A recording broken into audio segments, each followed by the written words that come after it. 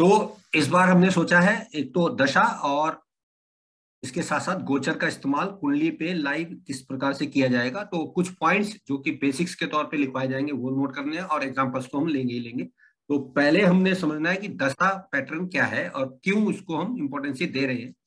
क्योंकि कलयुग के हिसाब से भगवान श्री कृष्ण कहते हैं कि कलयुग में सबसे अच्छी दशा जो होगी दैट इज विषोत्तरी दशा। ठीक।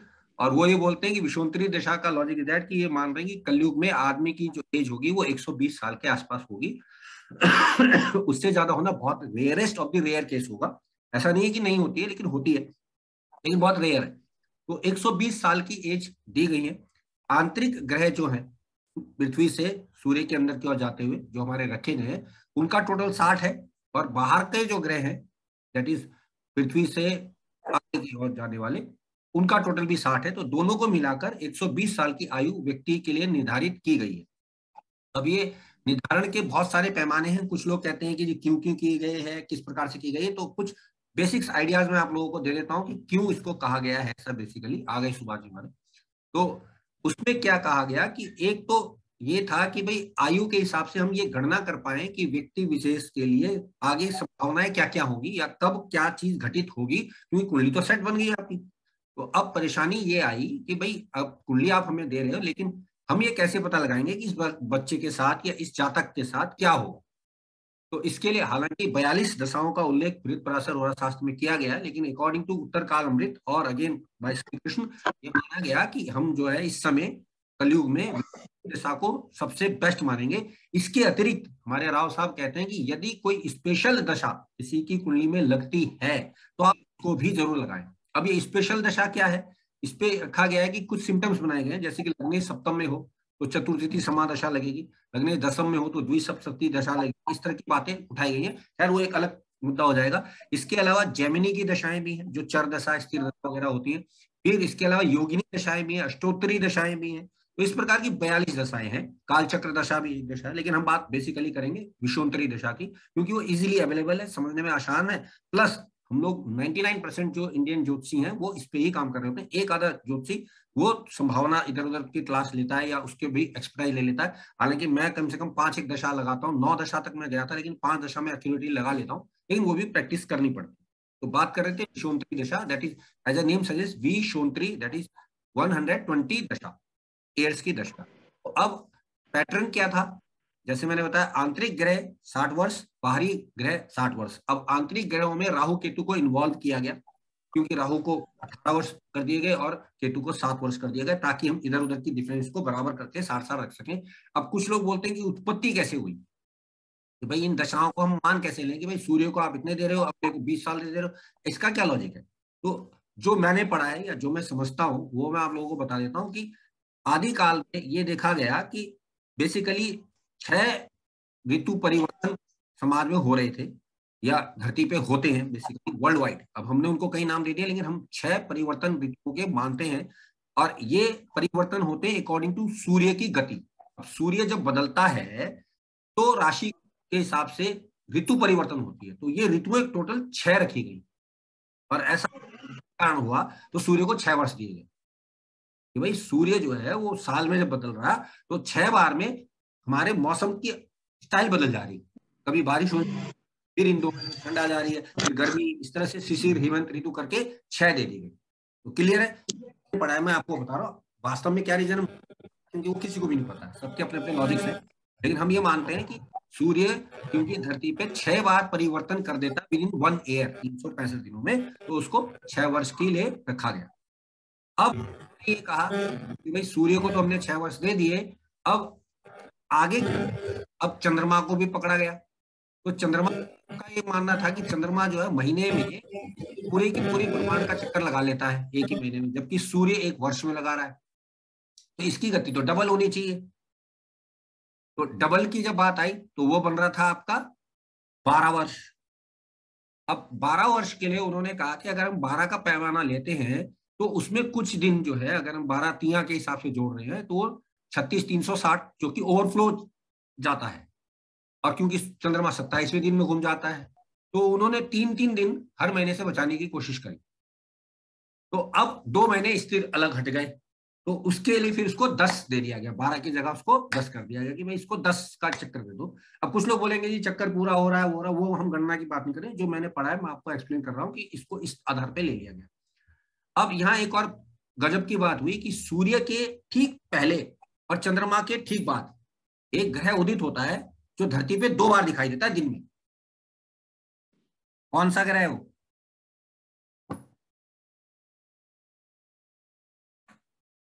सूर्य के बाद और चंद्र से पहले? सूर्य से पहले होता है, चंद्र के बाद उगता है, धरती पे 2 बार दिखता है। सर शुक्र होता है सर। शुक्र होता है, वेरी नाइस। अब ये जो शुक्र है इसलिए क्योंकि चंद्रमा को जो है वो 10 दिए गए तो उसको डबल दिए गए क्योंकि दिन में 2 बार दिख रहा है। ठीक, क्योंकि सुबह भी दिखा शाम भी दिखा। अब आप कहोगे सूर्य तो पूरा दिख रहा है लेकिन वो पूरे दिन दिख रहा है, समझ ना, ये सिर्फ 2 बार दिख रहा है, चंद्रमा एक ही बार दिख रहा है। तो चंद्र के हिसाब से उसको डबल कर दिया गया, यानी 10 का 20, उसको 20 वर्ष दे दिए गए। तो इस तरह से पैमाने इनको रखे गए हैं। उसके बाद फिर जब आगे दुनिया बनी तो राहु केतु एक्सिस भी लाया गया।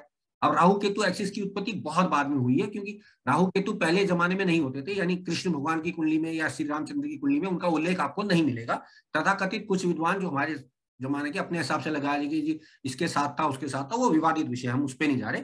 लेकिन वाल्मीकि रामायण में या किसी भी रामायण वगैरह में या किसी भी शास्त्र में इनके राहु केतु के बारे में नहीं बताया गया। बस ये बताया गया है कि इसका जन्म इस तिथि को हुआ था, ये स्टार्स थे, 5 उचके थे, एक सौग्रही था वगैरह वगैरह लाइक दैट। राहु केतु का डिस्कशन नहीं है।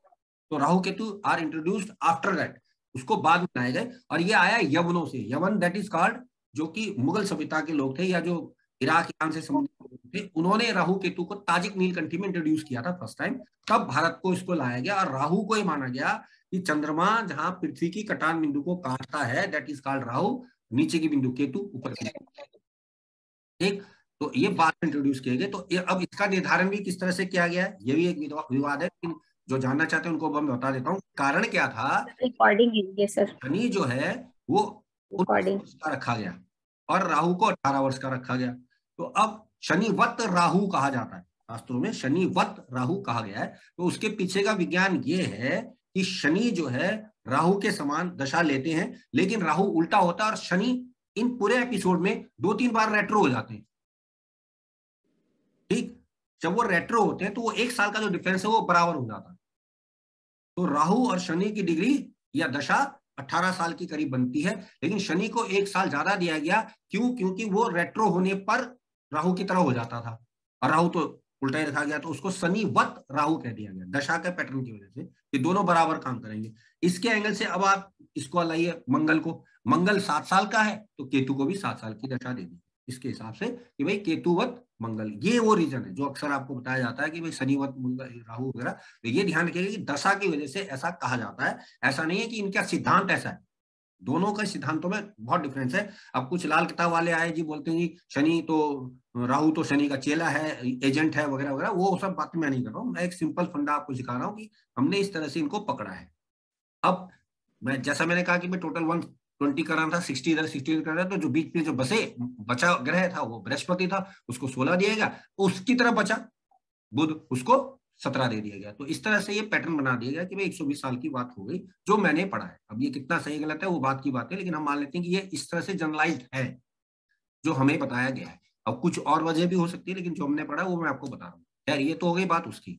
अब चंद्रमा से दशा लेने का लॉजिक ये था कि चंद्रमा जो है बहुत तेजी से चलने वाला है, मन का कारक है। और शास्त्र बोलते हैं कि जब आप पॉजिटिव वे में धरती पे आए हैं तो आपको चंद्रमा के नक्षत्र से ही आपकी पूरी प्रणाली को चेक किया जाएगा। चंद्रमा जहां होगा वहां से आपकी दशा स्टार्ट होगी कुंडली में, बशर्ते आपका लगन चाहे कोई भी हो जाए। मैंने मेरी बात, अगर आपका लगन कुछ भी है लेकिन चंद्रमा जहां है वहां से आपकी लाइफ स्टार्ट होगी, क्योंकि चंद्रमा आपकी भौतिक इच्छाओं का प्रतीक है जिसकी वजह से आप धरती पे आए हैं। अब क्योंकि चंद्रमा बहुत तेजी से घूमता है, बहुत तेजी से चक्कर लगा लेता है, 1 महीने में ही सारे के सारे ब्रह्मांड का चक्कर लगा लेता है।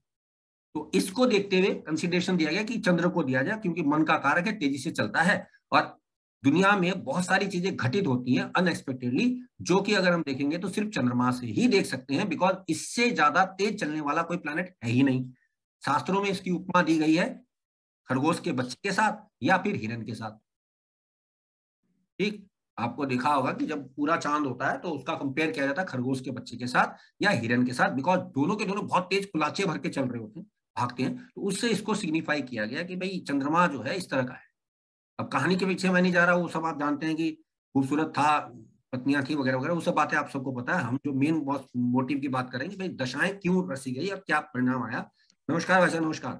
तो इसको देखते हुए हमें ये समझना है कि चंद्रमा को इसलिए इंपॉर्टेंस दी गई है कलयुग में कि पहला फंडा तो ये कि आपकी भौतिक इच्छाओं की वजह से आप जन्म लेते हैं, और आप जन्म जहां से ले रहे हैं वहां से दशाएं स्टार्ट होंगी, लगन कोई भी हो आपका।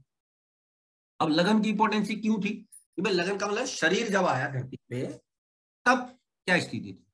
मन का तो क्या है कि अब अगर हम शरीर के पॉइंट ऑफ व्यू से देखें, इंडियन एस्ट्रोलॉजी बहुत एडवांस है, 2 घंटे में लगन बदल जाता है, यानी पृथ्वी में 2 घंटे के अंदर चेंजेस आ जाते हैं। तो लगन का बॉडी का निर्धारित कर दिया गया। लेकिन जो चंद्रमा है वो 2.25 दिन तक लगभग 60 घंटे एक ही राशि में रहता है, जबकि सबसे तेज चल रहा है उसके बावजूद। तो बाकी ग्रहों की तो आप लगा ही सकते हैं, बुध 23 दिन में जाता है, शुक्र 28 दिन में जाता है, मंगल 50 दिन के नियर अबाउट जाता है, शनि 2.5 साल में जाते हैं, जुपिटर 1 साल 13 महीने के आसपास जाता है। ये सब आप लोगों को पता है। तो अब सवाल ये उठा कि चंद्रमा को इसलिए दिया गया है कि भाई चंद्रमा अगर तेजी से चलेगा तो जीवन में बहुत सारी घटित घटनाएं घटेंगी जो कि लाइफ में चलेंगी, और लाइफ वहां से शुरू हो रही है जहां से चंद्रमा है। अब चंद्रमा जिस नक्षत्र में है वो नक्षत्र आपको इसलिए मिला है कि आप उससे रिलेटेड कोई कर्म छोड़कर या लेकर आए हैं धरती पे। तो जीवन भर नक्षत्र का प्रभाव आप पे रहेगा ही रहेगा। आपका कोई सा भी लगन उठा के देख लो, चंद्रमा का नक्षत्र आपकी पूरी पर्सनैलिटी को डिनोट करके छोड़ेगा। जैसे मैंने पूर्व में भी बताया था कि गुरु की जो पत्नी थी तारा, दैट इज आपका नक्षत्र, उसको चंद्रमा लेके चला गया। तो गुरु से आपका नक्षत्र जितना दूर है, अध्यात्म से आप उतने ही दूर हैं। बस ये फंडा है, या प्रभु के पास जाने के लिए आप उतने ही दूर हैं। गुरु के जितने सर एक प्लीज ये एक्सप्लेन कर दें लास्ट वाला पार्ट, नक्षत्र से दूर हैं या ये जो आप बता रहे हैं गुरु आध्यात्म गुरु वाला। गुरु गुरु गुरु से, यानी कि काल पुरुष के जो गुरु है ना, मतलब विष्णु भगवान से आप उतने ही दूर हैं जितनी दूर आपका जन्म का नक्षत्र गुरु से है। गुरु का जो नक्षत्र रखा गया है वो उस नक्षत्र, क्योंकि गुरु की जो पत्नी थी तारा, तारा मीन्स कॉन्स्टलेशन, दैट इज आपका नक्षत्र, उसको चंद्रमा लेके चला गया था ना। तो चंद्रमा आपका नक्षत्र लेके चला गया गुरु से दूर, तो आपकी लाइफ वही है, उतनी पैरामीटर में आप बोल रहे हैं। अब वो जितना दूर है उतना ही आप गुरु से दूर, अध्यात्म से दूर, एजुकेशन से, एजुकेशन तो नहीं कहूंगा, स्पिरिचुअलिटी से दूर कहूंगा, तो वो उतना दूर है आपका। तो आपको बड़ी इंटरेस्टिंग एक फैक्ट बताता हूं मैं आपको। जो गुरु प्रधान लोग होते हैं, जो बेसिकली पुनर्वसु नक्षत्र के हैं या पूर्व भाद्रपद के हैं या गुरु के अन्य नक्षत्र के हैं, ये लोग एजुकेशन वाइज भले ही कम पढ़े हुए हों, डिग्री वाइज होते बड़े हाईली स्पिरिचुअल क्वालिफाइड पर्सन है, क्योंकि इनको अध्यात्म इतना जबरदस्त मिला होता है। आप देखो इनके, इवन मैं तो नक्षत्र की बात कर रहा हूँ, अगर आप इनके लगन को भी देख लोगे ना, दैट इज मीन और धनु, तो ये लोग मतलब स्पिरिचुअलिटी में है इनका कुछ, मतलब वो कनेक्टेड है, कुदरत ने उनको दिया है। वहीं आप राहु के नक्षत्र को पकड़ लो जो कि टोटल विपरीत है, क्योंकि राहु के बाद गुरु आता है, आप सब जानते हैं। तो अगर मैं गुरु से चलूंगा आगे को तो सबसे लास्ट में राहु आएगा ना। तो अब राहु वाला व्यक्ति जो है भौतिक वर्ल्ड में बहुत कामयाब होगा, यानी मेटेरियलिस्टिक वर्ल्ड में वो परफेक्ट है, लेकिन अध्यात्म में बिल्कुल बकवास। वो यकीन ही नहीं करे पूजा पाठ पे, ना वो मानेगा ना वो सिस्टम को मानेगा। इसलिए वो क्या कहते हैं कि अगर राहु 9वें घर में हो तो धर्म को नहीं मानता है ऐसा व्यक्ति, आडंबर मानता है धर्म को, क्योंकि 9 अगर धनु राशि पड़ती है ना। तो रीजन इज दैट कि आपका गुरु वहां से इतना दूर चला गया है। तो अब भौतिक युग के लिए आप बहुत प्रसिद्ध व्यक्ति बनेंगे, बड़े कामयाब बनेंगे, लेकिन मेटेरियलिस्टिक वर्ल्ड में आप बहुत नाम करा रहे हैं, लेकिन आध्यात्मिक में आपका नाम नहीं। इसलिए गुरु जिनका उच्च का है, धनु का है, या कुंभ सॉरी मीन लगन के लोग हैं, या इनके नक्षत्रों के संबंधित है, ये लोग गुरु बनते ही बनते हैं। Best example is our Osho.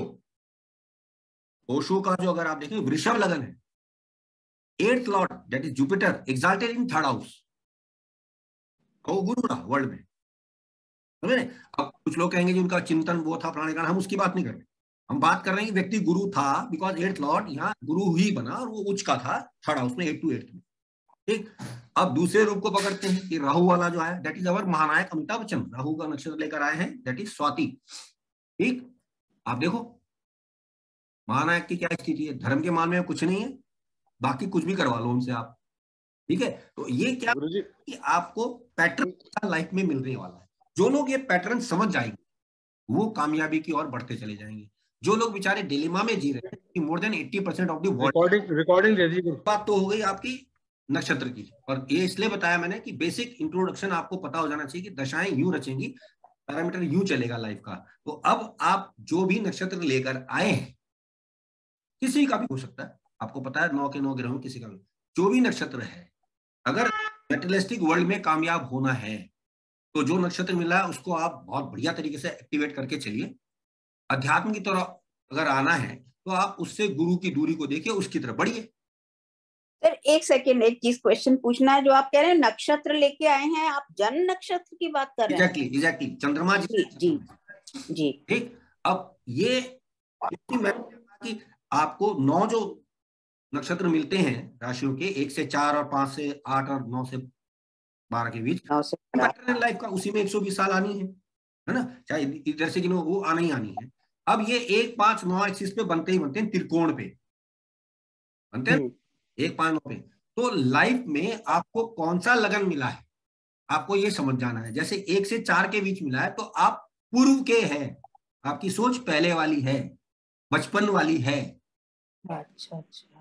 लेकिन अगर आप 5 से 8 के बीच में आए हैं तो आप वर्तमान में हैं। लेकिन अगर 9 से 12 में है तो आप भविष्य में हैं। और 12 वाला बहुत अच्छा है धरती के लिए, क्योंकि धरती पे आके हम आगे चल रहे होते हैं। लेकिन कामयाबी ज्यादा जो मिलती है वो 5 से 8 वालों को मिलती है, क्योंकि वो वर्तमान में जी रहे हैं। उनके साथ जो घटित हो रहा है वो वर्तमान में हो रहा है। अब जो 1 से 4 वाले हैं वो पहले के ख्यालों में, यार हमारे टाइम में ऐसा नहीं होता था, हमारे बाप दादा ऐसे होते थे, हम गलत नहीं करते, ये इस तरह की बातें लेके चल रहे हैं लोग पैटर्न में। नक्षत्र वाइज राशि वाइज क्लियर कर रहा हूँ, ध्यान रखना ये बात। नक्षत्र तो वही लौटेंगे राशियों में, लेकिन ये राशि के हिसाब से, इसलिए आपको राशि का चंद्रमा एक्टिवेट करता है।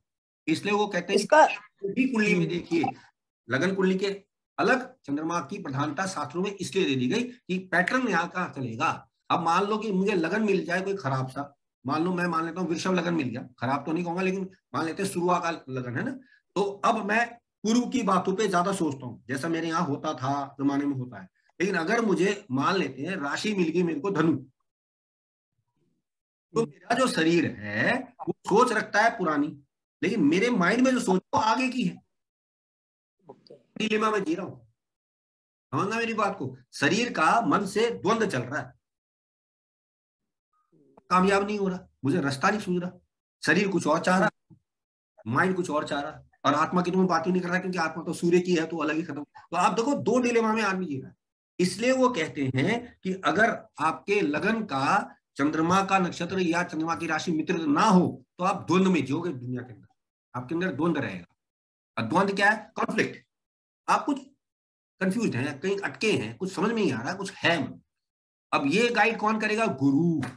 गुरु लाइफ में अगर कोई मिल गया, पहले जमाने में होते थे घर के गुरु वगैरह होते थे, महंत होते थे, अब नहीं होते। तो अब आदमी के अंदर भटकाव ज्यादा है, इसलिए दुनिया में भटकाव ज्यादा मिलता है, खासतौर से इस तरह की बातों के लिए कि लाइफ के पैटर्न को कैसे जीना है, क्या करना है। एलन मस्क को अगर आप कहो कि तू बृहस्पति अच्छा कर ले, उसके किसी काम का नहीं है, समझ रहे हो? क्योंकि उसको राहु है, वो स्पिरिचुअल आदमी नहीं है, उसको स्पिरिचुअलिटी चाहिए नहीं। मेटेरियलिस्टिक वर्ल्ड में उसको राहु चाहिए। हाँ, उसको राहु चाहिए। और राहु के सारे सिग्निफिकेशन उस आदमी पे दिखते हैं। ट्विटर को खरीदना, एक लेटेस्ट फंडा, ट्विटर इज कम्युनिकेशन ऐप, वो खरीदना। अंतरिक्ष में यात्रा करना, जीते जी अंतरिक्ष में जाने की इच्छा रखना, अपने खर्चे पे गया भाई, और 5-7 लोगों को ले गया और वो टॉप छू के फिर नीचे आए। वो वहां कुछ देर रुके फिर नीचे आ गए। अब सोचो कि वो बियॉन्ड लिमिट सोच रहा है, दैट इज राहु। एक ऐसा आदमी सोच ही नहीं सकता कि अंतरिक्ष में जाएंगे यार, कुछ देर रुकेंगे फिर वापस आ जाएंगे। इतना बड़ा रिस्क लेने की हिम्मत नहीं होगी उसकी थी। उसने कहा नहीं, अपने खर्चे पे जाऊंगा, टच करके आऊंगा, वापस आ गया तो आ गया, कोई दिक्कत ही नहीं। राहु ये करवा रहा है दुनियादारी के लिए। आप इतनी बियॉन्ड द लिमिट सोच रहे हो। एक और एग्जांपल हमारे पास अंबानी है, उसने वो चीज 2016 में सोची कि फ्री में देता हूं इंडिया वालों को, उसके बाद पूरे को लपेट दूंगा सबको, कर लो दुनिया मुट्ठी में। That is Rahu. ठीक, तो राहु ने अपना जाल इस तरह से बिछा, net is also, internet is also Rahu, इस तरह से बिछाया है धरती के अंदर। राहु की एक और खास बात है, राहु की डिजायर्स कभी फुल नहीं होती। उसको बहुत क्या बोलना चाहिए, अपने आप से बड़ी आशाएं हैं कि मुझे ये भी चाहिए, महत्वाकांक्षाएं बहुत है उसकी। तो कुल मिला के जो राहु के नक्षत्र वाले लोग हैं तो उनसे हमेशा सावधान रहें। What I am trying to say here कि आप अध्यात्म से जुड़ गए क्योंकि आप ज्योतिष में आ गए, तो ऐसे लोगों से सावधान रहिएगा कि वो आपको किसी भी हद तक लेके जाएंगे अपने फायदे के लिए, बाय हुक और क्रुक। ठीक। अब चंद्रमा जब अपने ही नक्षत्र में होगा, ये बहुत ही बढ़िया स्थिति होती है धरती के लिए, क्योंकि ऐसा व्यक्ति जीवन की सारी लग्जरीज को भोगता है, बिकॉज चंद्रमा बेसिकली आपकी इम्यूनिटी का कारक है, मानसिकता का कारक है, खाने का कारक है, मदर का कारक है, सुकून का कारक है, और पीस शांति का कारक है। तो दुनिया में हम इसीलिए तो आए हैं, भाई मुझे संतुष्टि चाहिए थी। तो इसलिए चंद्रमा के नक्षत्र में जो लोग पैदा होते हैं लाजवाब होते हैं भाई। ठीक। हालांकि ये लोग टिकेंगे। एक क्वेश्चन सर, ये आपने कहा चंद्रमा के नक्षत्र में अगर हो, इसका मतलब रोहिणी में होगा? रोहिणी में, हस्त में। अच्छा अच्छा, लेकिन अगर वो रोहिणी में है तो वृषभ राशि में हो गया, फर्स्ट 4 में, तो वो इतना अच्छा नहीं हुआ। हाँ, अब आप मेरी बात समझ रहे हैं, इसलिए मैं समझा। हाँ, ठीक है ना। हाँ। बेस्ट मैंने क्या कहा, 5 से 8 के लिए, बिकॉज वो वर्तमान। तो हस्त बेस्ट हुआ फिर, हस्त। इसलिए एक और तरीका आपको इससे डिनोट करता हूं कि आपने नोटिस किया होगा, जब सूर्य हस्त नक्षत्र पे जाता है ना, तो हर कोई अपने घर की सफाई करने लग जाता है, क्योंकि ठंड आनी शुरू हो जाती है दिवाली के आसपास। और हस्त नक्षत्र 6ठे घर में पड़ता है, कालपुरुष में, माइंडिस, कन्या राशि में, बीमारियों के घर में। आप साफ सफाई शुरू कर देते हैं, अब दिवाली आ रही है, कीड़े मकोड़े घर पे ना आए। ये तरीका है। हस्त को आप मामूली ना समझे, क्योंकि वो चंद्रमा का नक्षत्र है, उसमें जो भी ग्रह आएगा, चंद्रमा उसको उन कॉन्फ्लिक्ट्स में ले आएगा कि अपनी सेहत पे ध्यान दे दे भाई। इम्यूनिटी और लगन का कारक सूर्य है, तो आदमी फौरन एक्टिव हो जाता है भाई, खाना सही करो, ये करो, हर चीज सिस्टम करो, क्योंकि हस्त में जाएगा ही वो, इसलिए। ठीक है ना। तो ये बातें ध्यान रखिएगा कि जो नक्षत्र आपको मिला है उसकी कोई वजह है, इसलिए ही वो आपको मिला है, अन्यथा वो नहीं मिलता। पहली बात तो इस पर। अब ये बातें तो होगी बेसिक इंट्रोडक्शन की। ठीक। अब क्योंकि इसके बाद ये करीब 8 मिनट के आसपास बंद होगा, तो फिर 5 मिनट का गैप लेके आप दोबारा ज्वाइन करेंगे, वहां मैं आपको आगे के लिए समझाऊंगा। लेकिन अभी मैं आपको यही ले जा रहा हूँ, ये हमने आपको बेसिक्स धरातल तैयार कर दिया कि विषुवतीय दशा कहाँ से आई, क्यों आई, क्या लॉजिक्स थे, क्यों दिए गए। देखने का तरीका आप सब जानते हैं, कंप्यूटर में आपको कुंडली बनाओ, चंद्रमा की गति देखो, उससे फट पता लग जाता है इतने महीने इतने दिन इस ग्रह की दशा में। अब इसके पीछे के विज्ञान को बता देता हूँ क्यों मिली। जैसा मैं हमेशा कहता हूँ कि कुंडली अच्छी मिलना बड़ी बात नहीं, हजारों लोगों की होती है। दशाएं मिलना बहुत इंपॉर्टेंट बात है, क्योंकि दशा आपको बताएगी भाई कि कहां तक जाने वाला है। दशा ना मिले, कुंडली उच्च के सारे ग्रह लेके बैठो, फ्लॉप, कुछ नहीं होने वाला तुम्हारा। दशा आ गई। इसीलिए एक और तरीका बताता हूँ, हमारे जो वो बनाए गए ना, श्री रामचंद्र जी बताए गए और जो श्री कृष्ण बताए गए, उनकी आयु मोर देन 120 ईयर्स बताई गई। क्यों? क्योंकि उन्होंने सारे ग्रहों में चक्कर लगा लिया, समझे, इसलिए उनको इतना एज दी गई थी। उनको श्री रामचंद्र जी ने आत्महत्या की और श्री कृष्ण की हत्या हुई थी, ठीक, लेकिन वो मोर देन 120 ईयर्स के बाद हुई, क्योंकि उन्होंने सारे ग्रहों को पकड़ के ले लिया। वही एक से चलेंगे सब तक जाएंगे, क्योंकि वो तो थे ही साक्षात भगवान, तो उनको सारे ग्रहों को दिखाना था एज ए ह्यूमन बीइंग। अब कुछ लोग बोलते हैं जी वो रोहिणी में हुए और वो पुनर्वसु में हुए, वो मैं उस पर नहीं जा रहा हूँ, लेकिन पैटर्न आप देखो कि मोर देन 120 ईयर्स की लाइफ दी गई, क्योंकि 120 तो कलयुग में रखी गई, पहले ये सिंधु नहीं था। तो अब दशा जब मिल गई, क्योंकि आपके कर्म वहां रुक गए थे, उस नक्षत्र में या उस ग्रह में या उस राशि में, वहां से आपको दोबारा जन्म मिला। अब जन्म मिलने का सिद्धांत क्या है? आप आत्मा के रूप में प्रभु के चरणों में पड़े हुए हैं, धरती पे से कोई युगल भगवान से गुजारिश करता है कि भगवान हमें संतान दो। अब तुम्हारी आत्मा का इन दो से कोई लिंक है, तो भगवान तुम्हें इनके घर भेजेगा। किसी जन्म का कोई कर्जा है, उसको चुकाने के लिए भेजेगा। अब उसने भेज तो दिया, निर्धारण तो कर दिया कि भाई तू इनके घर जाएगा, और ये आप जानते हैं 9 महीने लगते हैं ग्रहों के हिसाब से इसमें। तो अब सवाल ये है कि आपने भेज तो दिया है, स्टार्ट में कहां से करने वाला है, ये बहुत बड़ी बात। अब ये क्यों स्टार्टिंग पॉइंट देगा आपको? क्योंकि आपने उस जन्म में उस जगह से वो कर्ज ले रखा है। अब कुछ लोग कहेंगे जी किशोर जी दशाएं तो बदली जा सकती है, भाई सीजन करके पहले निकाल लेते हैं, करते हैं लोग, होशियार है। लेकिन आप देखो कि वो भगवान ने नहीं रचा। तो अब आपने जब जन्म जल्दी ले लिया तो आप मरेंगे भी जल्दी, क्योंकि आपका लाइफ तो सर्कल तो सेट कर रखा है भगवान ने कि भाई इतने साल जीने देना तेरे को। अब तो धरती पे 1 मिनट पहले आया तो 1 मिनट पहले ही जाएगा, क्योंकि पैटर्न तो सेट है। इसलिए वो कहता है कि आपको कभी भी छेड़छाड़ नहीं करनी बर्थ पैटर्न पे। अब कुछ लोग कहेंगे जी बच्चा बीमार है या माँ को तकलीफ आ रही है, वो एक अलग बात है, उसको हम नहीं देख रहे, हम एक बेसिक बात कर रहे हैं कि भगवान ना करे किसी को दिक्कत हो, निकलवाना ही पड़ रहा हो, या वो भी भगवान ने रचा हुआ होगा तभी ऐसा होगा, अदरवाइज वो भी प्री डेस्टिन्ड ही होगा ना सर, हो सकता है भगवान ने किया होगा, पहले हो जाएगा ये। वही मैं कहना चाह रहा हूँ। लेकिन जो खामखा छेड़छाड़ कर रहे हैं एज ए पेरेंट्स की भाई हम एक को पैदा कर लें या अच्छे टाइम पे मुहूर्त पे पैदा कर लें, जैसे कि वो बीच में चला था 12-12-12 वाला, क्या चला था वो 8-8-8 वाला चला था, इस तरह का कुछ कर ले, करते हैं लोग, तो वो कहीं ना कहीं आप प्रकृति के मार्ग में बाधा दे रहे हैं, क्योंकि भगवान ने उसको उस पर्टिकुलर टाइम पे ही तो भेजना है ना, कि उस टाइम पे वो आएगा, क्योंकि उसकी डेस्टिनी निर्धारित है। और फिर मैंने इससे पहले वाली क्लास में बताया, पंचांग एक बहुत बड़ी बात है, वो निर्धारण कर रहा है कि किस दिन आप आएंगे, किस नक्षत्र में आप आएंगे, किस योग में आएंगे, किस करण में आएंगे, किस राशि में आएंगे, सब कुछ प्री डिस्टाइन करता है उसमें। ठीक, तो अब उसको पार करके तब आप नक्षत्र पे आए हैं, नक्षत्र से फिर आप जन्म लेंगे, वहां से आपकी लाइफ चलेगी। अब मान लो कोई 8th हाउस की या 6th हाउस की दशा में पैदा होता है, ठीक, ध्यान रखना हर्ष, ये बहुत बारीक बात बता रहा हूं, 8th हाउस में या 6th हाउस की दशा लेकर पैदा होता है। ऐसा 2-3 स्थिति में होगा, जैसे कि चंद्रमा 6-8-12 में हो, पहली बात, ठीक है ना, क्योंकि भाई उन घरों में होगा, या तो वहीं से स्टार्ट होगी, या उनसे त्रिकोण में होगा, जैसे कि 2 नंबर में चंद्रमा हो, 6 नंबर में चंद्रमा हो, 10 में चंद्रमा हो, ठीक है, तो ऐसे में आपका छठा घर में दशा तो मिल सकती है छठे घर की, क्योंकि नक्षत्र तो वही लौटेगा। तो 2-6-10, या ये कहो कि सीधे सीधे में 6-8-12 की दशा अगर बच्चे को पैदा होते ही मिलती है, तो बाल अरिष्ट योग बोला गया है कि भाई ये बच्चा ज्यादा देर तक नहीं जिएगा, या कोई ना कोई दिक्कत रहेगी, हो सकता है कोई आनुवंशिक बीमारी भी लेकर आए, क्योंकि जब 6-8-12 की दशा आपको मिलेगी पैदा होते ही, अब वो क्यों मिलेगी, क्योंकि आपके कर्म से, आपको हम स्टार्टिंग वहीं से कर रहे हैं, मौत के घर से या बीमारी के घर से या खर्चे के घर से, जो भी कहो, ठीक।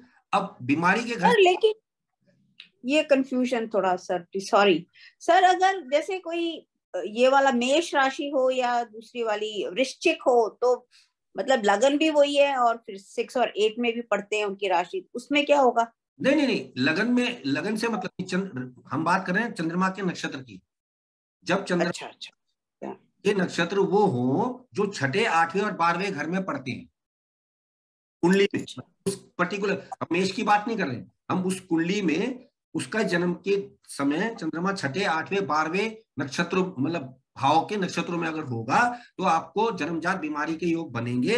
और अगर ऐसा है तो हम मानते हैं कि बच्चा कोजेंटिनल डिजीज जिसे बोलते हैं, अनुवांशिक बीमारी लेकर पैदा हुआ है। जैसे आपने सुना होगा गूंगा बहरा बच्चा, मूक बधिर, भाई उसके कुछ कर्म ऐसे, उसको दशा ऐसे मिली कि बचपन से ही उसको बोलता नहीं, सुनता नहीं, वटवर जो भी है, ठीक है। ऐसे ही एक बीमारी होती है जो शुरू में नहीं पता लगती, रतौंधी की बीमारी होती है ना, आंखों से रात को नहीं दिखाई देता उस बच्चे को। ऐसे में माना गया कि सूर्य चंद्रमा अष्टम में होते हैं बच्चे के जब वो पैदा हुआ होता है, बिकॉज सूर्य चंद्रमा बोथ आर कारक ऑफ आइज, और वो 8th में है, और उसको दशा वहीं से मिली, तो वो कुछ करके आया कि उसको धरती भगवान दिखाना नहीं चाहता, तो उसकी आंखें जो है रात को उसको अंधेरे के बाद दिखता नहीं है, ठीक। तो ये जन्मजात बीमारियां हैं। इसके अलावा एक और बीमारी आती है, दैट इज दिल में छेद की। एज ए डॉक्टर्स आपको पता होगा, बच्चे को जन्मजात बोलते हैं इसके दिल में छेद है या दिल में सूजन है वगैरह वगैरह, लाइक दैट, ये भी आनुवांशिक बीमारियों में गिनती होती है इसकी। सर अनुवांशिक, हाँ, कॉन्जिनेंटल बोलते हैं ना कि जन्मजात, कॉन्जेनिटल, अच्छा अच्छा, ठीक है, तो वो बीमारी है देखी जाती है। तो ये इसलिए बता रहा हूं कि आप बहुत बड़े दुर्भाग्यशाली होंगे अगर आप 6-8-12 की दशा में पैदा हो गए जन्मजात, पहली बार, या उनके नक्षत्रों की दशा में पैदा होते हैं, तो अपनी कुंडली के हिसाब से, मेष की बात नहीं कर रहा हूं, अपनी कुंडली में कोई भी लगन हो, उनमें 6-8-12 के नक्षत्रों में अगर आप पैदा होते हैं, तो आप बड़े दुर्भाग्यशाली होने वाले हैं। अब इसका प्लस क्या होगा कि अगर छठे घर की दशा है, तो अगर जी गया तो डॉक्टर बड़ा अच्छा बन सकता है भाई साहब, 8वें में हो तो ज्योतिषी बड़ा अच्छा बन सकता है, जैसे कि मैं हूं, मेरा चंद्रमा पुनर्वसु का अष्टम में ही बैठा भाई साहब, मेरी दशा वहीं से स्टार्ट हुई थी अब ये पॉजिटिव बता रहा हूँ, 12वें घर का है तो अगेन आप विदेश के लिए बहुत अच्छे हो सकते हैं, अस्पताल के लिए तो हो ही सकते हैं, ये एक पॉजिटिव है अगर आप सर्वाइव कर जाते हैं तो। लेकिन बचपन में बीमारी रही है, फैक्ट, चेक करके देख लो, मिलेगा, किसी को भी ऐसा हो सकता है। तो पैटर्न ये था, रीजन ये था। अब